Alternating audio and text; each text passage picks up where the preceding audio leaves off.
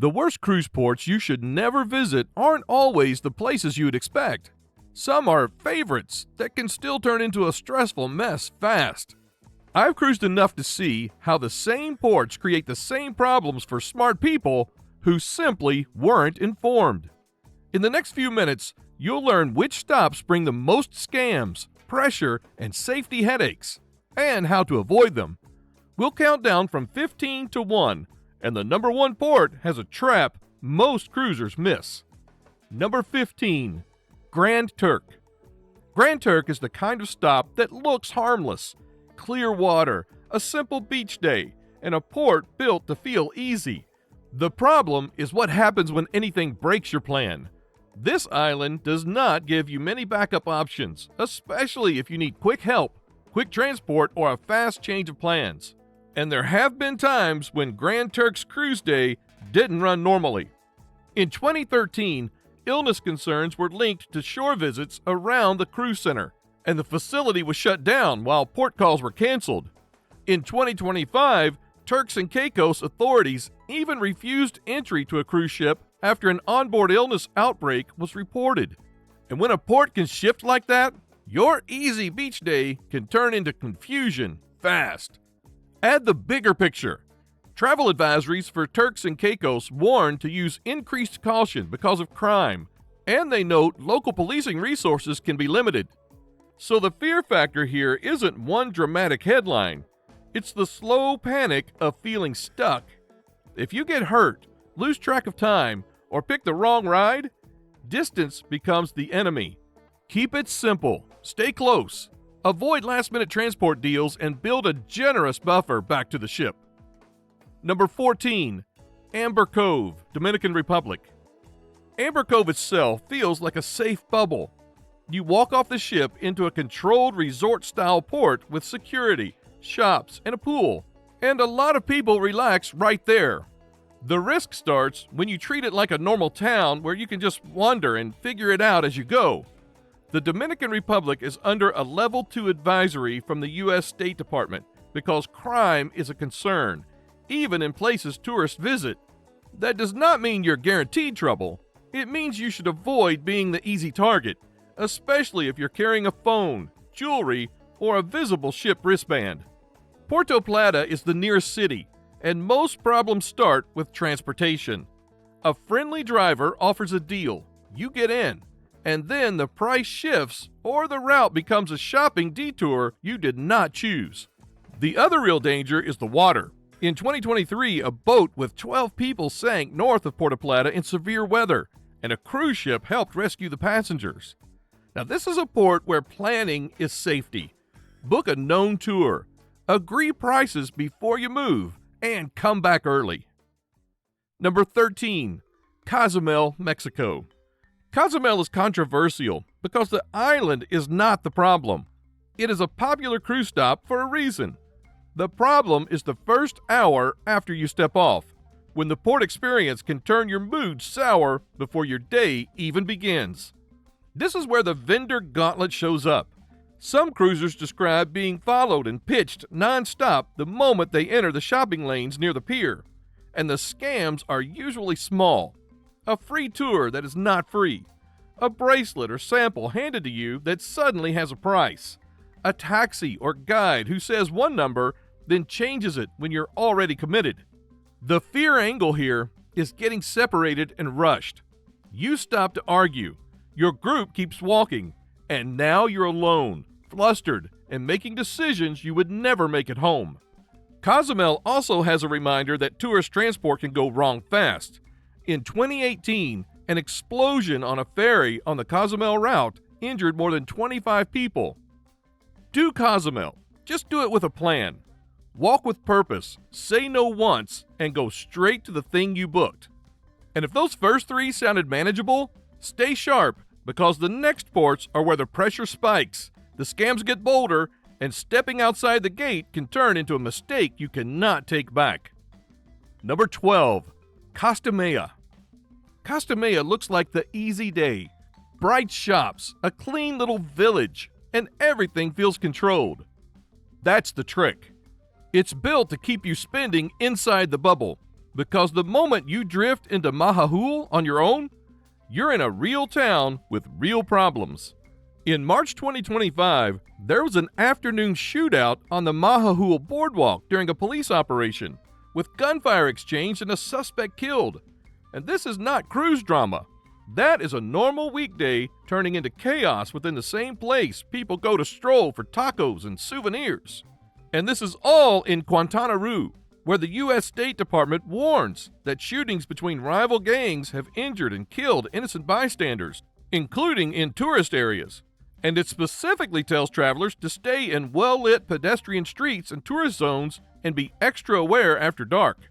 Costa Maya isn't automatically unsafe, but it's the kind of stop where one casual decision, like taking a random taxi or wandering past the tourist lane, can turn an easy day into a stressful one fast. Number 11. Montego Bay, Jamaica. Montego Bay is the definition of a port that can feel fine right up until it suddenly doesn't. Jamaica's current U.S. travel advisory is level 3, and it is blunt about why, noting armed robberies and sexual assaults are common. The embassy routinely receives reports, including from tourists at resorts, and that visitors report slow and unsatisfactory responses to serious incidents. For a 50-plus traveler, that's the part that matters most. Not just the crime itself, but what happens after you need help. Montego Bay also took a real hit from Hurricane Melissa in late October 2025, with the advisory warning that Montego Bay was among areas in varying stages of recovery and that hotels, transportation options, and services may be limited until repairs are complete. That's how you get the perfect storm of confusion, fewer reliable options, and more pressure from people trying to pull you into whatever plan they're selling. This is not the port to just wing it, especially if you're not on a structured excursion and you're relying on strangers for directions, rides, or quick deals. Number 10. Roatan, Honduras, Mahogany Bay. Mahogany Bay can lull you into a false sense of security because the cruise area is so neat and gated. But Honduras is a level 3 destination for the U.S. State Department due to crime, and it warns violent crime like armed robbery and kidnapping remains common, with specific advice to avoid walking or driving at night and not physically resist a robbery attempt. It also points out that while the Bay Islands have more concentrated resources and are better policed, crime is still a common event there. Canada's travel advisory gets even more specific for cruisers. It says the Bay Islands are generally safe, but notes foreigners have been assaulted on beaches mainly at night, and it directly advises that if you're docking in Roatan and getting off the ship, you should consider booking a tour through a reputable company to avoid becoming the victim of a scam. That tells you everything about the risk pattern here. Inside the cruise bubble, you relax. Outside, the wrong walk, the wrong beach at the wrong time, or the wrong helpful stranger can turn your day into a problem you can't easily fix. If this list is already helping you think differently about port days, hit like and subscribe to support this channel. And if these 3 already sound a little too close for comfort, the next ones are where the port experience stops feeling annoying and starts feeling genuinely predatory. Number 9. Freeport, Bahamas. Freeport is the port that tricks you with boredom, and boredom is where smart people get careless. The docks feel industrial, the walk is awkward, and the fastest way to fix the day is jumping into the first taxi that waves you over. That is where the risk starts. Australian travel guidance says armed robberies, burglaries, bag snatches, theft, fraud, and sexual assault are common crimes against travelers in Freeport and Nassau, including in cruise ship terminals and resorts. Canada's travel advice is just as direct, listing armed robberies, fraud, theft, and sexual assaults among the most common crimes against travelers in Nassau and Freeport. The U.S. State Department also warns violent crime like armed robberies and sexual assaults can occur anywhere in the Bahamas. Here is how it usually plays out on a cruise day. You step off without a plan. A driver offers a quick loop, and now you're negotiating while moving, not when you're calm. If you hesitate, the pressure rises. If you agree, the price can shift. and the detour becomes someone else's shopping agenda. The safest play in Freeport is simple. Pre-book a reputable excursion, or make it a ship day, because improvising is what turns this port into a problem. Number 8. Belize City, Belize. Belize City is where the day can go wrong before it even begins, because you're not docking, you are tendering. That means you're already on a clock, dealing with small boats, lines, heat, and crowds, and that mix is exactly where scammers and hustlers thrive. The U.S. State Department rates Belize City as Level 3 reconsider travel and says U.S. citizens should avoid traveling there, noting that much of Belize's violent crime is concentrated on the south side and is often gang-related. Canada goes further and tells travelers to avoid non-essential travel to Southside Belize City due to gang and drug-related violence, including murders and shootings. Now, that does not mean you will be harmed the moment you step ashore. It means if something does happen, you do not want to be figuring it out alone in a place you did not plan for while the tender schedule keeps ticking. The fear here is not one dramatic moment. It is the slow drain of being surrounded, getting pushed into a taxi you did not research, and losing control of your time. If you go ashore, go with a structured tour, keep valuables minimal, stay in a group, and return early. Number 7. Colón, Panama. Colón is the kind of port where the ship feels like the safest place in sight, and that alone is a warning. The city can look rough, the streets can feel empty in a way that makes you stand out, and that taxi swarm can feel more like a squeeze than a service. Canada's travel advice lists Colón province as a high-crime area where travelers should use a high degree of caution. The U.S. State Department also advises Level 2 exercise increased caution in Panama due to crime and the potential for civil unrest. The second part matters more than people realize. In 2025, Panama saw major protests and violence linked to pension reforms, with roadblocks and the government temporarily suspending some constitutional rights in one province as unrest escalated. If you're on an excursion and the highway gets blocked, you're the one staring at the clock, not the driver, and the ship does not wait because traffic got complicated. Treat Colón like a controlled transfer point, not a place to wander. Book a reputable tour, stay with your group, keep your phone out of sight, and build an early return window big enough to survive delays. Number 6. La Romana, Dominican Republic. La Romana is the kind of port that feels quiet, which is exactly why it can catch you off guard. When a port is more spread out and less walkable, you end up depending on transportation, and that's where the stress starts. The U.S. State Department warns that violent crime is a concern throughout the Dominican Republic, including robbery and sexual assault, even if your day looks calm on the surface. The UK government warns about thieves on motorcycles snatching bags and valuables from pedestrians and even grabbing items through car windows at red lights. Australia's Smart Traveller also notes travelers have been robbed in taxis and private cars, including situations where vehicles are forced to stop. And it's not only crime. Shore excursions can go sideways fast. In November 2025, an excursion catamaran carrying about 50 cruise passengers sank in the Dominican Republic, and everyone had to be rescued. That's why this is not a wing-it port. Book reputable transport, keep valuables low-key, and treat every independent offer like a sales pitch, not a favor. Number 5. Nassau, Bahamas. Nassau is the perfect port for a false sense of security. The new cruise port looks polished. The first few minutes feel easy, and then you step outside and the pressure hits. The Bahamas is Level 2 on the U.S. State Department system due to crime, and it explicitly warns that violent crime, like armed robberies and sexual assaults, can occur anywhere. There's also a very specific trap in Nassau that older cruisers get caught in: the quick fun rentals. Reporting around the advisory highlights concerns about poorly regulated boating and jet skis, including injuries and even reports of sexual assaults involving operators. So the risk is not only a shady street, It can be the activity you thought was safest because it looked tourist-friendly. Then there's the mistake that ruins trips in a different way. In December 2025, a 69-year-old cruise passenger was arrested in Nassau for having a firearm and ammunition and ended up in jail before it was resolved.